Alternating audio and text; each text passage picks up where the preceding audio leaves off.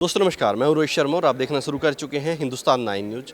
अभी मैं उत्तर प्रदेश में मौजूद हूं और जिस तरह से उत्तर प्रदेश में योगी आदित्यनाथ लगातार अलग अलग काम कर रहे हैं, योजनाओं का शिलान्यास कर रहे हैं, वहीं दूसरी तरफ अखिलेश यादव उन पर निशाना हमेशा साधते रहते हैं, कभी चूकते नहीं हैं। जब भी मौका मिलता है निशाना साधते हैं। उत्तर प्रदेश की ही कुछ महिलाओं से हम बातचीत करेंगे, उनसे जानेंगे कि उत्तर प्रदेश में क्या बदलाव नज़र आया या फिर अखिलेश यादव जो निशाने साधते रहते हैं वो कितने सही हैं। उनसे ही सीधी बातचीत कर लेते हैं। क्या नाम है आपका? मेरा नाम अनुभूति टंडन है और मैं भाजपा से हूँ। जी। आप क्या कहेंगे, उत्तर प्रदेश को किस तरह से आप देखते हैं, किस तरह से? 2008 में एक्चुअली बेंगलोर में रहती थी, तो जब मेरे हस्बैंड का ट्रांसफ़र हुआ नोएडा, तो नोएडा में बहुत टेरर था। आए दिन कुछ ना कुछ लूट वारदात या मर्डर या कुछ ना कुछ घटनाएं होती थी, तो एक दहशत सी थी दिल में कि बच्चों के लिए सेफ़ है कि नहीं है, महिलाओं के लिए सेफ़ है कि नहीं है। बट बीते कुछ दिनों में जब से उत्तर प्रदेश में बीजेपी सरकार आई है, योगी जी आए हैं, बहुत चेंजेस हमने देखे हैं। रात में महिलाओं का ऑफिस से लौटना जाना बहुत सेफ़ हो गया। पहले लैपटॉप छीन लिए जाते थे, चैन स्नैचिंग बहुत होती थी, आदमियों को रोक के गाड़ियों से लूट लिया जाता था। अब ये सब घटनाएं बहुत कम सुनने में आती हैं। मतलब मैंने काफ़ी दिनों में बहुत इम्प्रूवमेंट देखे हैं, डेवलपमेंट बहुत हुआ है। जेवर एयरपोर्ट आप देख रहे हैं, इसके अलावा बहुत सारी नई इंडस्ट्रीज़ यहाँ पे डेवलप हो रही हैं। तो नो डाउट जो अखिलेश जी का साम्राज्य था उसमें जो जिस हिसाब से आप कह सकते क्राइम था, और अब ना के बराबर है। तो हम तो अखिलेश जी तो लगातार निशाना साधते रहते हैं योगी जी पर, योगी आदित्यनाथ पर, कि इनकी सरकार उतनी कामयाब नहीं है, काम नहीं कर पा रहे हैं, और आप योगी जी की तारीफ पे तारीफ किए जा रहे हैं। देखिए, विपक्ष का काम है विपक्ष के बारे में बोलना, ये तो उनका काम है। बट हम बीइंग आम पब्लिक हम जान रहे हैं ना कि हमको कितनी सुविधाएं अब हो रही हैं। महिलाओं को रोज़गार मिल रहा है, पढ़ाई में कितनी सारी नई नई योजनाएं। आप आम जनता को जो है मेडिकल फैसिलिटीज़ हैं, 5 लाख रुपए का जो आयुष्मान कार्ड बनवाया गया है वृद्धों के लिए, तो बहुत सारी सुविधाएं मिली हैं। तो ऐसा बिल्कुल भी मैं तो उस चीज़ को नहीं कहती। बीइंग आम पब्लिक मेरे हिसाब से तो बहुत डेवलपमेंट हुआ है और बहुत इम्प्रूवमेंट है। जो पिछली सरकारें थी, अखिलेश यादव की जो सरकार थी या फिर उनसे पहले मुलायम जी की भी सरकार है, समाजवादी की सरकारों में, उसमें महिलाओं को लेकर किस तरह की चीज़ें रहती थी? आपने तो वो अनसेफ था, बहुत अनसेफ था। रात बिरात निकलना मुश्किल था, लूट लिया जाता था, घरों में चोरी डकैती, गुंडागर्दी, बसों में, पब्लिक ट्रांसपोर्ट पे, हर जगह अनसेफ थी महिलाएं। अब मैं बहुत माहौल बेटर महसूस करती हूँ। हम लोग के लिए भी सेफ़ है, इवन पुरुषों के लिए भी बहुत सेफ़ है, बच्चों के लिए भी बहुत सेफ़ है। अखिलेश जी कह रहे हैं 40,000 रुपये दिया करेंगे हम जब हमारी सरकार आएगी, तो वो वैसा कोई लालच महिलाओं को नहीं दिखता कि 40,000? तो मोदी जी तो इतनी फैसिलिटी बिना किसी लालच के ऐसे ही दे रहे हैं। वो कितने उन्होंने योजनाएं सुरक्षा दी है, कितनी योजनाएं उन्होंने बनाई हैं। 40,000 का क्या है? आपकी जान पहले इंपॉर्टेंट है कि 40,000 इंपॉर्टेंट? जिंदा रहोगे तब तो वो 40,000 यूज़ करोगे। जब लोगों की सेफ्टी ही नहीं है तो फिर उन 40,000 की तो मेरे हिसाब से कोई वैल्यू लगता है अखिलेश की सरकार में जान बचाना भी मुश्किल है। मुझे तो नहीं लगता है कि अभी कई सालों तक कोई भी आने वाला है, क्योंकि योगी जी और मोदी जी अगर हैं तो मुमकिन है हर चीज़। Everything is possible. Yogi ji का खूंटा भी मजबूत है। बिल्कुल बिल्कुल मतलब मजबूती से गड़ा हुआ है और किसी में उठा के उखाड़ने की हिम्मत भी नहीं है। एक इस पे आपने अभी मुझसे अभी कोई क्वेश्चन पूछा था कि योगी जी हर बार उन पे एक टोंट करते हैं अखिलेश जी पे। ये टोंट नहीं है, ये चीज़ हम लोगों ने, आम जनता ने देखी है। नोएडा में हम अदर स्टेट से बिलोंग करते हैं, कोई मतलब यूपी के किसी और उससे, मैं राजस्थान से, लोग वहाँ टेरर है, नोएडा का एक टेरर था कि हम नहीं नोएडा हम बच्चों को पढ़ने नहीं भेजेंगे, हम लोग किसी भी काम के लिए नोएडा नहीं जाएंगे, मतलब जॉब के लिए भी। बट एक फैमिली आने के लिए डरती थी यहाँ पर। आज जब से योगी जी आए हैं तब से ये सारा चीज़, क्योंकि हम जिस सेक्टर्स में रहते हैं, चाहे वो हाई राइज हो चाहे कोठीज़ हों, हमने वो चीज़ देखी है कि जो ब्लैक स्पॉट था वहाँ लाइटें लगी हैं, पहले उस समय वो भी नहीं लगी थी। तो ये चीज़ जो आप कह रहे हो कि टोंट नहीं मारा जाता है, ठीक है, ये जस्ट आप एक ऑब्जर्व करते हो कि किस सरकार ने क्या काम किया है। आज हम लोग रात को 12 बजे भी अगर किसी काम से लेडीज़ ड्राइव करके आते हैं तो सेफ़ हैं। आपने इतने केस सुने होंगे कि एक हस्बैंड वाइफ को गोली मार दी गई है, ठीक है ना, किसी को मार के नाले में डाल दिया गया है। तो वो किस समय था? योगी जी के टाइम तो कुछ भी नहीं हुआ इस तरह का। तो ये सिर्फ वो नहीं है कि हमेशा व्यंग्य कसना है अखिलेश जी के ऊपर, व्यंग्य नहीं है ये डिफरेंसेस है कि देखा जाता है कि किस सरकार में क्या चीज़ हो रही है। नोएडा के बारे में काफ़ी बातचीत होती थी कि कोई मुख्यमंत्री तक यहाँ पे नहीं आता था। एक अंधविश्वास, योगी जी ने खुद कहा कि मैं ठीक है आध्यात्मिक हूँ लेकिन रूढ़िवादी नहीं हूँ और मैं लगातार नोएडा आता हूँ। इससे पहले नोएडा के लिए कोई मुख्यमंत्री तक यहाँ पे नहीं पहुँच पाता था।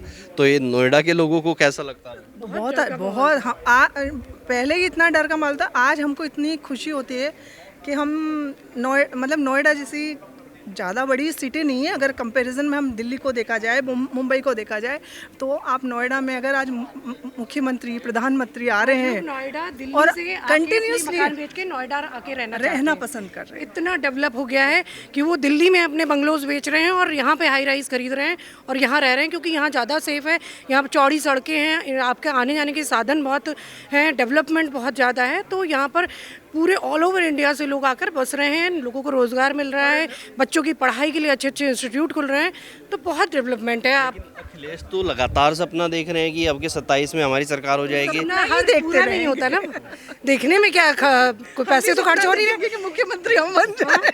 सपना देखने में तो कोई बुराई नहीं है ना, देखते रहे, लेकिन सच्चाई तो पब्लिक जानती है और जनता जो देख रही है वही करेगी। वो जनता को मालूम है कि हम आज बहुत सिक्योर हाथों में हैं, तो वो बिल्कुल भी अपने आप को खतरे में नहीं डालेंगे। योगी जी और मोदी जी की सरकार में, और योगी जी तो यूपी के लिए मतलब एक तरह से भगवान की देन है। ये का जो तुरंत एक्शन होता है, जैसे कि अभी जो एक घटना घटित हुई और उसका जो तुरंत एक्शन हुआ, वो उससे पब्लिक बहुत अपने आप को सेफ महसूस कर रही है। मतलब आप मानते हैं कि योगी जी कुछ भी होता है तो फटाफट से डिसीजन लेते हैं और एक्शन ले लेते हैं? उनके निर्णय लेने की जो क्षमता और उसको तुरंत जो दोषी हैं उनको सजा दिलाना, ये बहुत लोगों को अच्छा एहसास कराती है कि हम सुरक्षित हाथों में हैं। एज ए महिला, एक महिला होने के नाते आप उत्तर प्रदेश को कैसे देखते हैं? क्योंकि उत्तर प्रदेश का जब भी कभी नाम आता था तो लोग बात करते थे कि सुरक्षित नहीं है, महिलाएं घर से नहीं निकल पाती, और आज के उत्तर प्रदेश में आप कैसे देखते हैं? मिशन शक्ति का अब 5वां और 6ठा चरण चल रहा है, तो सुरक्षा, स्वावलंबन और सम्मान, इसी के लिए काम किया जा रहा है। और वो केवल किताबों में और केवल दिखाने के लिए नहीं, वो वास्तविक रूप से उस पर काम किया जा रहा है। महिलाएं, उनके लिए बहुत सारे ऐसे रोज़गार के अवसर, उनको पढ़ाई लिखाई में आगे बढ़ने के लिए उनको ऐसी सारी सुविधाएं दी जा रही हैं कि हर एक को लगता है कि अब उत्तर प्रदेश उत्तम प्रदेश बन गया है। उत्तर प्रदेश उत्तम प्रदेश बन गया। जी हाँ, बिल्कुल। तो लग रहा है कि अब योगी जी नहीं हटने वाले। प्रधानमंत्री कहते हैं योगी हैं, उपयोगी हैं। जी हाँ, योगी हैं, उपयोगी हैं, और योगी मोदी डबल इंजन की सरकार, बिल्कुल सही कहा गया है, क्योंकि जो एक अद्भुत समन्वय है दोनों में, उसको लेकर जो हमारी विकास योजनाएं हैं उनको वास्तविक रूप देना, ये एक बहुत सार्थक और सही कदम है। और मिशन शक्ति वास्तविक रूप से यहाँ पर उसको लागू किया जा रहा है। जिस तरह से एक तरफ अखिलेश यादव और उनका पूरा परिवार है, अगर लोकसभा में देखें या विधानसभा में देखें तो उनके चाचा हैं शिवपाल यादव, भाई हैं, उनकी वाइफ हैं, फिर उनके भतीजे हैं, मतलब पूरा एक सैफई परिवार वहाँ पर। उन लोग ना परिवारवाद को बढ़ावा देते हैं और यहाँ पर जो सही में सक्षम है उसको पद दिया जाता है। यहाँ पर परिवार को पद नहीं दिया जा रहा है, ना तो योगी जी का कोई परिवार में लगा हुआ है, ना मोदी जी का कोई परिवार में लगा हुआ है कि भाई भतीजा लगा हुआ है।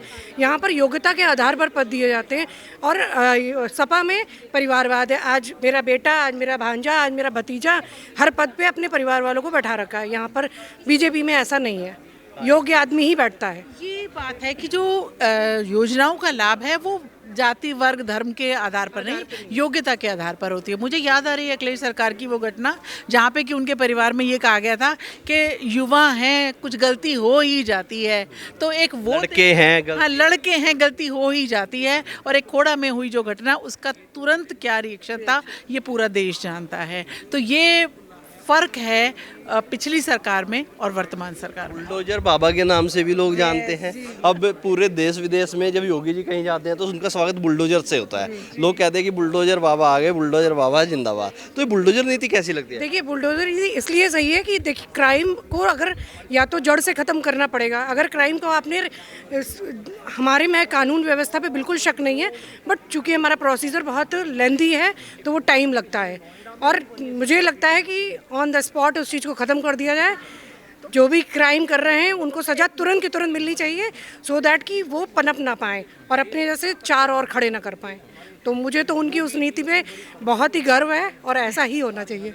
अपराधियों दिल में डरते हैं कि अगर हम कुछ करेंगे तो बुलडोजर बाबा हमें सजा दे देंगे। योगी के नाम से अपराधी डरने लगे हैं। जी हाँ, बिल्कुल, थर थर कांपने लगे हैं। क्राइम करने से पहले 4 बार सोचना पड़ेगा कि हम क्राइम अगर उत्तर प्रदेश में करेंगे तो फिर योगी जी हैं हमें देखने के लिए।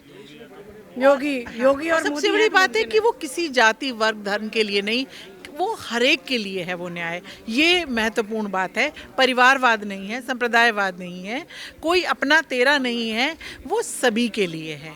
इसलिए हम चाहते हैं कि आगे आने वाले समय में योगी जी ही रहें और मोदी जी ही रहें। जिस तरह से चुनाव का साल है और बहुत सारी चीज़ें ऐसी की जाती हैं विपक्ष की तरफ से, टारगेट किया जाता है योगी जी को लेकर या भारतीय जनता पार्टी को लेकर, उसको आप कैसे देखते हैं कि चुनावी साल में एकदम ऐसी चीज़ें बढ़ने लग जाती हैं कि कहीं क्या होता है, पब्लिक के दिमाग में एक विचारधारा डेवलप करने की कोशिश की जाती है कि देखिए आप इनको वोट देने जा रहे हैं, ये ऐसे नहीं है, इनके ये भी हैं। आप कोशिश करते हो, लेकिन जनता को पता है ना असलियत। पहले के समय में, पहले हमारी सेक्टर में पिज़्ज़ा डिलीवरी वाला पिज़्ज़ा देने नहीं आता था, उसका कारण था कि उसको लूट लिया जाता था। मतलब ये अखिलेश की सरकार, ये अखिलेश की सरकार का मैं बता रही हूँ कि ये हालत थी कि पिज़्ज़ा डिलीवरी नहीं करता कि भैया मैं लूट लिया जाएगा रास्ते में। और आज आप रात में 2 बजे, 12 बजे, सुबह 4 बजे, जिस समय चाहें आप हर चीज़ की फैसिलिटी अवेल कर सकते हैं। आज आपके आसपास कितना स्कूल है, हॉस्पिटल्स हैं, सब डेवलप हो रहे हैं क्योंकि एरिया सिक्योर हो गया है। पहले कोई आना नहीं चाहता था कई सेक्टर्स में जहाँ पर रात बिरात अंधेरा था, डार्क स्पॉट्स थे। ऐड करना चाहूँगी कि ट्रांसपेरेंसी है, पारदर्शिता है। डिजिटल जब से सारा इंडिया हो चुका है, वो एक इक्का दुक्का साइबर क्राइम की अलग बात है, लेकिन उसको लिए भी खोजबीन निकाली जाती है। लेकिन जो एक ट्रांसपेरेंसी, यानी कि जो हमारे यहाँ जितने भी लाभ, इवन हमारे स्कूल्स में जो डीबीटी, डायरेक्ट बेनिफिशियरी ट्रांसफ़र जो होता है, वो सीधे उनके अकाउंट में होता है। तो कहीं वो जो बीच के लोग होते हैं ना, वो जो बीच में पैसा खाने वाले, उन चीज़ों को बहुत दूर किया गया है। सरकार से लेके स्टूडेंट तक सब एकदम ट्रांसपेरेंट है, सरकार का पैसा बच्चों के खाते में। वो पारदर्शिता बहुत महत्वपूर्ण है और होनी चाहिए, तभी विश्वास बनता है आम जनता का सरकार पर। चलिए, आपका बहुत बहुत धन्यवाद। आपका क्या नाम है? मेरा गोपाल गुप्ता नाम है। गुप्ता जी, कैसे हैं? मैं बढ़िया हूँ। अरे बताइए, क्या चल रहा है यूपी में, कैसी चल रही सरकार? यूपी में बहुत बढ़िया सरकार चल रही है। समाजवादी से तो करोड़ गुना बहुत अच्छी सरकार करोड़ है। गुना अच्छे? हाँ। कैसे कैसे? समाजवादी के शासन में तो ये बोला जाता है जिस गाड़ी पे लगा हो सपा का झंडा उसमें बैठा हो गुंडा। अच्छा, सारे गुंडे। झंडे का मतलब गुंडा? हाँ, ये उसमें थे ही गुंडा कर दी। अब क्यों नहीं है गुंडे? अब कैसे कैसे थी गुंडा करती? क्यों आए दिन 8 बजे से पहले लड़कियां निकलती थी, उनको छेड़ दिया जाता था। वहाँ साइकिल बांटते थे और उन्हें दूसरी जगह पे से उठा के गाड़ी में डाल दिया जाता था। साइकिल समेत? हाँ, साइकिल समय थी। आप कहीं भी किसी भी जनपद में ले लीजिए, उनके जनपद में तो सबसे ज़्यादा घटनाएं होती थी। हर जगह युवाओं को लूट लेते थे। कोई उद्योग लगाता था, उसे लूट लेते थे। रेडी पटरी वालों से पैसे उगाते थे। उनके शासनकाल में तो बहुत बुरा हाल था। अब अखिलेश लगातार सवाल उठा रहे हैं, राम मंदिर को लेके सवाल उठा रहे हैं, आरोप लगा रहे हैं योगी जी पर। राम मंदिर के लिए क्यों सवाल उठा रहे हैं? अखिलेश यादव जी से पूछना चाहिए ना कि वो यदुवंशी अपने आप को कहते हैं, तो किस जन्मभूमि के लिए वो आगे क्यों नहीं आए? वो किस बात के सनातनी है? राम मंदिर के लिए वो उद्घाटन में भी नहीं गए, ना शिलान्यास में गए। उन्हें बुलाया भी गया था, ऐसा नहीं है कि नहीं बुलाया होगा। चलो नहीं बुलाया गया, उसके बाद क्यों नहीं गए दर्शन करने? क्या वो हिंदू नहीं है? क्या वो सनातनी नहीं है? अगर वो सनातनी नहीं तो क्यों नहीं गए? फिर क्यों राम मंदिर का अगर चंदा चोरी का वो जिक्र कर रहे हैं तो फिर क्यों मुद्दा उठा रहे हैं? आपने तो दिया नहीं ना चंदा, आप गए भी नहीं, तो फिर आप क्यों मुद्दा उठा रहे हो? वो कह रहे हैं ऐसी अयोध्या बनाएंगे, चमचमाती एकदम अयोध्या, जब हमारी सरकार आएगी। तो उनसे पूछो, सरकार तो थी ना उनकी, 5 साल क्यों नहीं बनाई गई? 5 साल तो घोटाले में रहे। गोमती रिवर फ्रंट घोटाला और इन सब में अपने परिवार को चमकाते रहे। चाचा विधायक, पापा विधायक, मतलब सबको, कोई भैया पार्षद, कोई बहनोई पार्षद, और छोटे से छोटा सबको परिवार सेटल करने में लग गए उन्हें 5 साल कि इसको ये बना देते हैं घर में, इसको ये बना देते हैं। तो वो क्या उत्तर प्रदेश को चमकाते?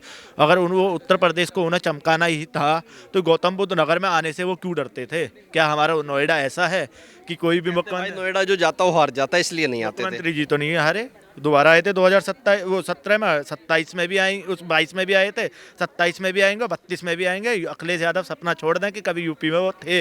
32 तक का लिख लिया क्या? 32 तक का हमने फिक्स कर लिया। आगे मुख्यमंत्री जी, प्रधानमंत्री जी भी बनेंगे और नोएडा की धरती से ही होके जाएंगे। या अखिलेश रोज सपने देख रहे हैं मुख्यमंत्री बने। उन्हें अखिलेश यादव को सपने देखते रहो, सपने देखते ही रहेंगे। जिसके साथ राहुल गांधी जी हो और अखिलेश यादव जी हो, वो सत्ता में वापस आ सकता है। अखिलेश यादव जी जिस भी राज्य में गए, आप बिहार ले लो, पश्चिम बंगाल ले लो, केजरीवाल ले लो, तीनों सत्ता से बाहर हो गए, नहीं आए। हमारे मुख्यमंत्री जी जहाँ भी गए हैं सत्ता में वापस आए। 100% स्ट्राइक रेट है बीजेपी का। जहाँ मुख्यमंत्री जी को भेजेंगे योगी आदित्यनाथ जी को, वहाँ सत्ता में बीजेपी वापस आएगी। बिहार ले लीजिए, पश्चिम बंगाल ले लीजिए, आप दिल्ली ले लीजिए, असम ले लीजिए, पुडुचेरी ले लीजिए, जहाँ भी मुख्यमंत्री जी गए हैं वहाँ सत्ता में बीजेपी आई है। 100% स्ट्राइक रेट है योगी जी का। 100% स्ट्राइक रेट है। हर राज्य ये चाहता है कि मुख्यमंत्री जी हमारे योगी आदित्यनाथ जी हमारे राज्य को संभालें, हमारे राज्य में मुख्यमंत्री जी आए। अभी खबर चल रही थी कि राजस्थान में मुख्यमंत्री जी बदले जा सकते हैं। अभी आपने सोशल मीडिया पे भी देखा होगा ऐसा। तो वहाँ के लोग भी ये कह रहे हैं कि अरे मुख्यमंत्री जी बदल दो, योगी आदित्यनाथ को ला दो।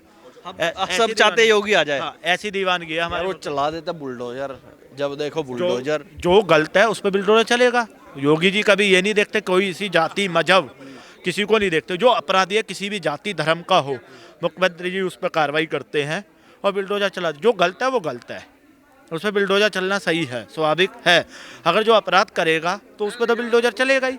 जो इतनी करोड़ों की संपत्ति लोगों की, गरीब लोगों की कब्जा करके बैठ जाएगा, अतीक अहमद जैसे जो पोषित माफिया थे समाजवादी सरकार में, उनको समाजवादी सरकार सपोर्ट करती थी, उनको तो जो मुख्यमंत्री जी अगर कार्रवाई कर रहे हैं तो बुलडोजर चला रहे हैं, उसकी संपत्ति हड़प जब्त करके गरीबों को अगर मकान दे रहे हैं तो ये तो बहुत अच्छी काम है मुख्यमंत्री जी को। और माफियाओं की जमीनों पर ये करना चाहिए। आपका बहुत बहुत धन्यवाद। देखिए, यहाँ पर मैं लोगों से बातचीत कर रहा था। इस बातचीत को आपको सुनकर लगा होगा कि उत्तर प्रदेश में अब क्या रुझान है, 27 में क्या होने वाला है। अब तक के लिए इतना ही। मैं हूं रोहित शर्मा, आप देख रहे हैं हिंदुस्तान 9। जय हिंद।